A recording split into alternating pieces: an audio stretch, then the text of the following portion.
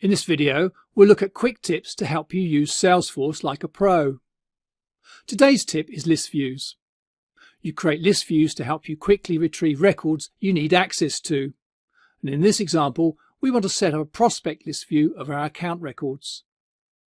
First, navigate to the Accounts tab and select All Accounts. Next, to create a list view, click the arrow next to the cogwheel and select New. Type a name for the list view, select who sees the list and click Save. We're going to add one filter, but you can add more. Click the Filter by Owner section, select All Accounts and click Done. Select the Add Filter link and choose Type from the Field drop-down. And make sure that the Operator drop-down is set to Equals and select Prospect from the Value drop-down. Click Done when complete and click Save. Your records will now be filtered and you will see that all prospects will be displayed to the left. If you always want to see this option when you select the Accounts tab, click the pin icon.